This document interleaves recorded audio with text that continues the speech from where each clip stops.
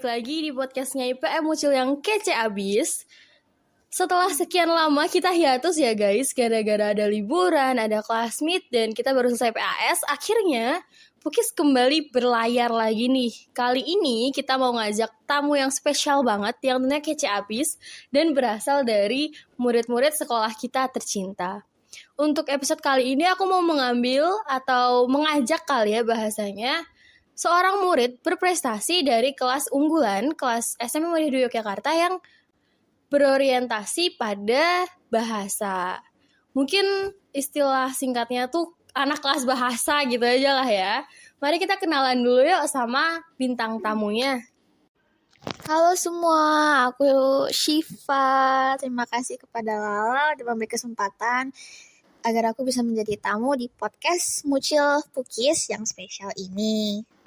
Selama beberapa menit ke depan, aku akan temenin kalian berbincang-bincang dengan topik kelas bahasa di Mucil.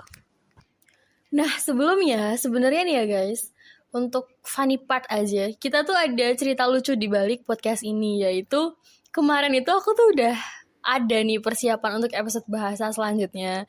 Tapi ternyata karena suatu insiden dan kesalahan teknis, rekamannya itu kehapus. Jadi kita harus ngulang lagi dari awal. Tapi it's okay karena seperti quotes yang sering Miss Yus bilang, practice makes perfect. Jadi harapannya episode ini bakal lebih sempurna lagi daripada episode sebelumnya yang belum sempat tayang, dan semoga lebih banyak manfaatnya dan bisa dipergunakan di hidup kalian. Nah, langsung aja nih ke pertanyaan yang pertama untuk Syifa. Kenapa sih akhirnya kamu memilih untuk berada di kelas bahasa? Good question, Lala. Untuk aku sendiri milih kelas bahasa ya, dan chose to be in kelas bahasa karena aku sendiri juga tertarik dengan segala hal yang berevolusi di sekitar topik bahasa, termasuk literasi dan juga story writing, storytelling, speech, dan hal-hal lainnya yang emang berkaitan dan berkorelasi dengan bahasa. Dan untuk orang tua aku sendiri, ibuku juga mendukung banget agar aku bisa masuk kelas bahasa di Mucil ini. That's why aku memilih untuk bergabung dalam kelas bahasa Mucil agar bisa memperdalam juga materiku dan ilmu tentang bahasa. Oke, kalau aku boleh sedikit menanggapi, emang rata-rata itu guys, seperti yang dikatakan Syifa, anak kelas bahasa tuh rata-rata nih ya, memang orang-orang yang suka untuk dikaitkan dengan hal yang mencangkup literasi dan kebahasaan gitu. Nah, setelah kamu join ke kelas bahasa nih, jadi bagian dari kelas bahasa, terus mempelajari apa aja sih yang ada di bahasa, menurut kamu tuh worth it nggak sih untuk kita berada atau memilih untuk bergabung dalam kelas bahasa? Mengingat kamu adalah anggota dan pernah belajar di kelas bahasa itu sendiri, kalau untuk adik-adik yang mungkin ada niatan untuk ke kelas bahasa nih, menurut kamu worth it nggak untuk bergabung dengan kita? Worth it banget guys, terlebih untuk adik-adik yang ada niat untuk join di kelas bahasa Mucil. Program-program yang ada di kelas pemerintahan ini juga mengajarkan kita agar self-learn dan membangun confidence diri sendiri, seperti tourist hunt, study tour, vocabulary lunch, story writing, dan lain-lain yang gak kalah seru juga mendidik.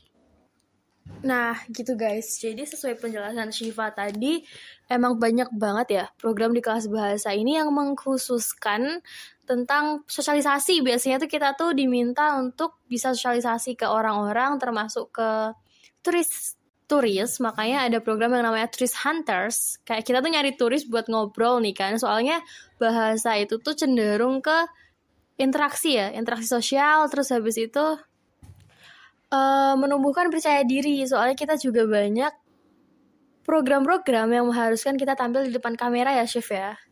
Bener banget itu, seperti contohnya kayak misalnya kamu ikut lomba, kamu harus praktis nih untuk menumbuhkan confidence kamu, benih-benih kepercayaan diri kamu untuk ngobrol di depan kamera dengan percaya diri. Kayak storytelling, speech, singing contest in English, dan banyak-banyak lomba lain yang ada koneksinya dengan menumbuhkan kepercayaan diri kamu di depan kamera dan juga di depan orang lain. Terlebih dari hal yang aku udah sebutin tadi, terkadang kita anak kelas bahasa tuh juga kalau spelling words, sentences, atau enggak paragraf, itu juga harus direkam di depan kamera. Nah gitu tuh, jadi emang kelas bahasa itu sangat amat berhubungan dengan kamera, dengan confidence, terus dengan orang-orang juga. Jadi untuk anak-anak nih yang punya kepercayaan diri tinggi dan suka untuk berhubungan dengan orang lain, tentunya dalam interaksi sosial dan segala macamnya, bisa banget untuk join ke kelas bahasa. Nah, kalau mendengar dari cerita singkat Shiva tadi, menurutmu tuh apa aja sih susah mudahnya di kelas bahasa? Atau mungkin bahasa-bahasa apa sih yang dipelajari di kelas bahasa yang menurut Shiva tuh susah banget gitu untuk dipahami? Sebelumnya, aku mau jelasin dulu nih guys, kalau di kelas bahasa, kita udah mempelajari banyak banget bahasa. Kalau dihitung-hitung dari kelas 7 ya, kita udah belajar bahasa Prancis, Jepang, Korea, Mandarin, dan yang paling utama, bahasa Inggris.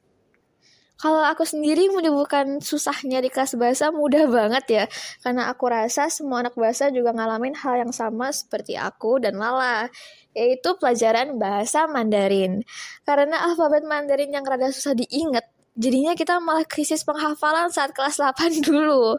Tapi untuk bagian mudahnya di kelas bahasa, banyak sih guys, teman-teman yang enjoyable dan kocak, wali-wali kelas yang membimbing, dan program-program pembelajaran yang ada di kelas peminatan bahasa Mucil. Jadi yang susah itu emang bahasa Mandarin ya, Shiv ya? Bener banget, bahasa Mandarin tuh juga menurut aku lumayan susah. Dan yang menempati peringkat kedua dalam bahasa-bahasa yang paling susah untuk kita pelajari yaitu menurut aku bahasa Jepang ya guys ya. Dengan guru yang udah 2 kali berubah ya lah ya. Udah 2 kali ganti tutornya, senseinya, dan aksara-aksara Jepang yang juga lumayan susah diingat. Dia menempati peringkat kedua setelah bahasa Mandarin. Aku kira tuh cuman aku aja yang ngerasa kayak Mandarin tuh susah banget. Karena kan ada 4 nada itu ya guys. Tiap kita ngucap dengan nada yang berbeda itu artinya berbeda. Kayak ma sama ma aja tuh jatuhnya ibu sama kuda. Jadi kalau salah nada kita manggil ibu kita kuda gitu loh. Tapi kalau untuk bahasa yang kedua yang susah untuk aku sih lebih ke Korea ya, karena I like Japanese boys, jadi fun gitu loh untuk belajar bahasa Jepang tuh. Oke, move ke pertanyaan selanjutnya. Aku mau tanya tentang sedikit throwback ya guys, tentang kegiatan apa yang udah dilalui di kelas bahasa yang seru-seru sih menurut kamu. Dari kelas 7, 8, 9, kegiatan yang mengenang, yang terpatri indah asik di hati itu apa gitu loh. Apakah saat ngasih cimori atau yang mana nih yang seru gitu? Perihal fenomena peristiwa Cimory yang aku telah lalui kalau nggak salah 2 bulan yang lalu, ya itu sangatlah tidak terpatri indah ya dalam pikiranku, malah terpatri terburuk. Terima kasih. Oke, karena Siva menolak ngejelasin kejadian Cimori itu, jadi apa sih yang menurut kamu seru yang sampai sekarang masih kamu inget tuh? Kalau in my opinion ya, karena aku juga alhamdulillah sering mengikuti lomba-lomba yang ditawarkan oleh Miss Yus, Pak Rifan, dan Miss Fa. Kegiatan atau kayak fenomena yang menurut aku paling terpatri indah dalam pikiranku adalah saat aku latihan untuk menghafal teks speech, storytelling, dan lain-lain gitu. Selain lomba speech dan storytelling, aku juga mengikuti lomba vlog yang kebetulan sama Lala juga yang didampingin Bu Juju dan teman kita dari kelas 9D, Eva. Untuk kejadian yang terpatri indah tapi yang unformal ya guys ya, itu lebih ke kejadian sehari-hari sih bareng-bareng temen yang kocak dan Lala yang rada-rada dan aku yang kadang-kadang suka aneh aja sendiri. Tapi menurut aku kenangan dan kejadian yang paling menurut aku unforgettable banget Saat aku di kelas 9 menjadi translator untuk Mr. Merlin yang datang jauh-jauh dari Belanda sebagai guest untuk acara pembukaan Fortasi SMP Muhammadiyah 2 Yogyakarta. Itu benar-benar terkenang banget ya dalam pikiranku karena aku juga ngerasa deg-degan sebagai translator yang mungkin masih amatir dalam hal translating, tapi juga bangga gitu loh bisa mewakili kelas bahasa untuk berbicara langsung dan berinteraksi, berkomunikasi langsung dengan seorang foreigner. Itu tadi sedikit bukti kalau Shiva emang gimana ya, kalau aku bilang mungkin aksennya dia tuh kayak fluent, emang kayak native speaker gitu loh. Waduh kak. Kayak emang dia kalau ngomong tuh nggak kelihatan Indonesianya sama sekali guys. Oke. We are move to next question nih, yang sekaligus mungkin akan menjadi akhir perjumpaan kita hari ini, Chef. Habis ini ngasih cimori ya? Cimori terus! Oke, pertanyaannya adalah, kamu tahu kan kalau Indonesia ini lagi krisis membaca, krisis literasi, apalagi untuk anak mudanya. Nah, gimana sih cara untuk kamu ningkatin passion atau mungkin menumbuhkan motivasi untuk anak-anak itu belajar tentang bahasa?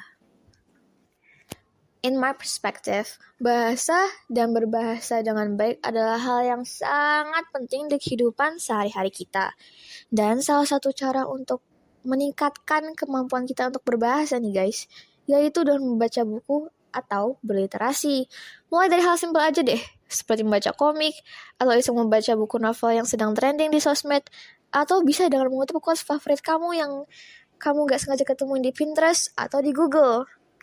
Kalau menurut aku pribadi ya guys, bahasa bisa menjadi senjata juga tameng untuk diri kita sendiri. Berbahasa juga termasuk dalam berkomunikasi loh. Jika kamu sering-sering membaca atau menulis, kamu juga lagi mengasah kemampuan kamu dalam berbahasa. Terlebih dari itu, berbahasa, berkomunikasi, dan membaca dengan baik menempati 3 peringkat teratas untuk menjadi pribadi yang cerdas. Nah, jadi itu salah satu kunci untuk menjadi pribadi yang cerdas adalah dengan membaca, menulis, dan berkomunikasi gitu guys. Cukup ini sih have fun aja gitu, menikmati berliterasi kayak hiburan, sebagai hiburan kalau kita senggang gitu ya Chef ya. Benar banget guys. Dan ini sih cukup menyadari aja kalau dengan bahasa tuh kita bisa ngerubah dunia loh guys. Mungkin ini kedengarannya agak klise, tapi emang bener loh. Kalau orang yang biasanya bisa berbahasa itu akan pandai membawa diri atau mungkin menempatkan dirinya di situasi tertentu, atau bagusnya malah segala situasi malah ya kan. Kayak dia bisa ngekontrol, ngendaliin, dan tahu harus gimana dia bersikap ketika ada di situasi ini gitu. Once again, aku mau ngomong terima kasih ke Shiva karena udah mau jadi bintang tamu di episode kali ini. Semoga apa yang disampaikan oleh aku, oleh Shiva, bisa diambil manfaatnya dan diterapkan di dunia nyata. Untuk kalian yang mungkin tertarik nih sama kelas bahasa Mucil atau mau tanya-tanya lebih lanjut, boleh banget untuk menghubungi web resmi Mucil. Dan untuk kalian yang mau tahu nih lebih banyak tentang podcast-podcast kita yang nantinya akan ngebahas 3 kelas lainnya nih, silahkan follow IPM Mucil untuk tahu kabar selanjutnya. Spesial kata dari aku dan Shiva, pilih SMP, Mucil aja!